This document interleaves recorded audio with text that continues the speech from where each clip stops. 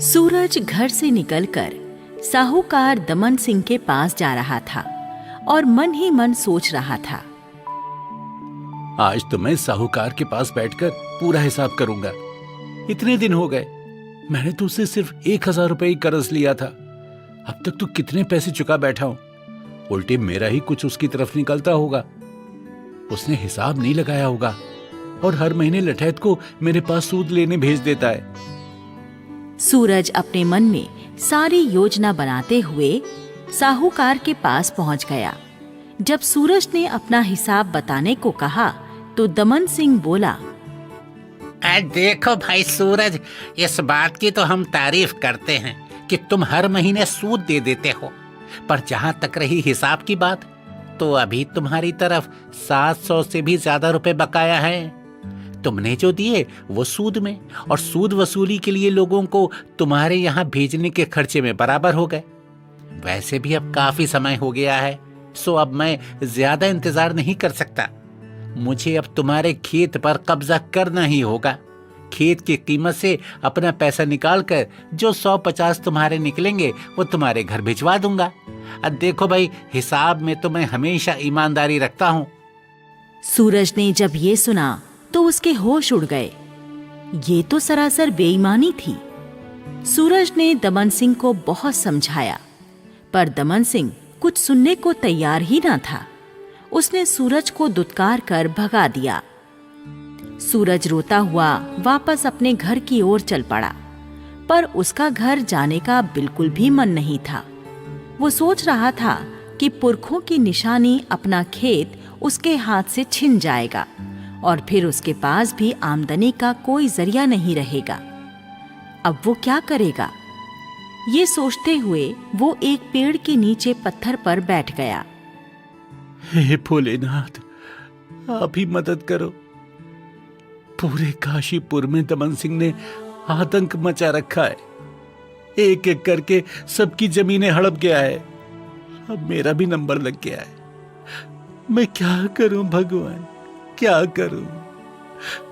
कैसे अपने पुरखों की जमीन बचाऊं? मेरी सहायता करो भगवान, मेरी सहायता करो। सूरज की आंखों से आंसू बह रहे थे। तभी वहां एक सन्यासी आए और सूरज के कंधे पर हाथ रखकर पूछा, क्या बात है बेटा, क्यों दुखी हो? बाबा, मैंने काफी समय पहले साहूकार दमन सिंह से 1000 रुपए कर्ज लिया था।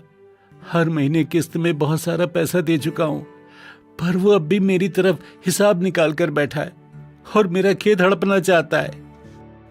बेटा, ये कर्ज तो चीज ही बुरी है, इससे तो हमेशा दूर ही रहना चाहिए। पर चलो, जो हो गया सो हो गया। तुम्हारा दुख दूर हो सकता है। उत्तर दिशा में भगवान शिव का एक विशाल मंदिर है। वहां पैदल जाओ। रात भर मंदिर में खड़े होकर सच्चे मन से प्रार्थना करो। भोले शंकर की कृपा से तुम्हारा कष्ट दूर हो जाएगा। अच्छा बाबा, ऐसा है तो मैं जरूर प्रार्थना करूंगा, पर सिर्फ अपने लिए नहीं, पूरे काशीपुर के लिए करूंगा। मेरे अकेले के कष्ट दूर होने से क्या होगा अगर दमन सिंह ने बाकी काशीपुर को नरक बनाए रखा तो? तुम्हारे विचार अच्छे हैं पुत्र, तुम्हें अवश्य सफलता मिलेगी। सूरज ने सन्यासी के चरण छूकर आशीर्वाद लिया और मंदिर की ओर चल दिया। पैदल चलते चलते वो शाम तक भोलेनाथ के मंदिर पहुंच ही गया। भोलेनाथ का मंदिर देखकर उसकी आंखों में चमक आ गई। सचमुच विशाल और भव्य मंदिर था। सूरज ने पुजारी के चरण छुए और मंदिर में एक तरफ खड़े होकर प्रार्थना करने लगा। जय भोलेनाथ, जय भोलेनाथ, जय भोलेनाथ, जय भोलेनाथ, जय भोलेनाथ। पूरी रात सूरज मंदिर में खड़ा रहकर प्रार्थना करता रहा। भोर काल में सूर्योदय से पहले भोलेनाथ ने सूरज को दर्शन दिए। सूरज, आंखें खोलो सूरज। बाबा, बाबा भोलेनाथ, आप। जय भोलेनाथ, जय भोलेनाथ। सूरज भोलेनाथ के चरणों में गिर पड़ा। बोलो पुत्र, क्या चाहते हो? महादेव, दमन सिंह ने हमारे पूरे काशीपुर को अपने चंगुल में जकड़ रखा है। उसके चंगुल से आजादी दिलवा दो भगवान, उसके चंगुल से आजादी दिलवा दो। तुमने कल सुबह के बाद से कुछ खाया नहीं है, पहले कुछ खा लो। क्या खाना पसंद करोगे? भगवान, मैं तो रूखी सूखी खाने वाला हूं, मेरी कोई पसंद नहीं है। फिर भी तुम युवक हो, कोई तो विशेष इच्छा होगी। अब भगवान, आप कहते हैं तो कई दिनों से मेरी खीर पूरी खाने की इच्छा हो रही है। ठीक है, तुम खीर पूरी खाकर पहले तृप्त हो जाओ। सूरज के सामने खीर पूरी का थाल आ गया और भोलेनाथ अंतर्ध्यान हो गए। सूरज ने खीर पूरी खा ली तो उसे ध्यान आया कि वो तो काशीपुर को दमन सिंह से मुक्त करवाने के लिए आया था। हाँ, अरे मैं कहाँ खीर पूरी खाने में लग गया, वो बात तो वहीं रह गई। इस खीर पूरी ने मुझे मेरे लक्ष्य से भटका दिया। मैं आज से खीर पूरी नहीं खाऊंगा, हाँ, और दोबारा तपस्या करूंगा। अगली रात सूरज फिर से तपस्या करने के लिए मंदिर में खड़ा हो गया। जय भोलेनाथ, जय भोलेनाथ, जय भोलेनाथ, जय भोलेनाथ, जय भोलेनाथ। अगली भोर को फिर भोलेनाथ ने दर्शन दिए। बोलो सूरज, अब क्या चाहते हो? भगवान, मेरी समस्या तो वही है, दमन सिंह से मुक्ति। ठीक है वत्स, ये लो सोने की मोहरें, इन्हें ले जाकर दमन सिंह का हिसाब चुका दो और अपना खेत छुड़ा लो और सुख का जीवन जियो। सूरज के आगे ढेर सारी स्वर्ण मुद्राएं आ गईं और भोलेनाथ अंतर्ध्यान हो गए। ये क्या भोलेनाथ, इससे मैं तो मुक्त हो जाऊंगा, पर काशीपुर का क्या होगा? पूरा गांव दुख में डूबा हो तो मेरे अकेले के सुख के कोई मायने नहीं। ये कहकर सूरज ने स्वर्ण मुद्राएं वापस भोलेनाथ के चरणों में रख दी। रात होने पर सूरज फिर से भोलेनाथ की प्रार्थना करने लगा। जय भोलेनाथ, जय भोलेनाथ, जय भोलेनाथ। सूरज प्रार्थना करता रहा। रात बीतती रही और फिर भोर हो गई।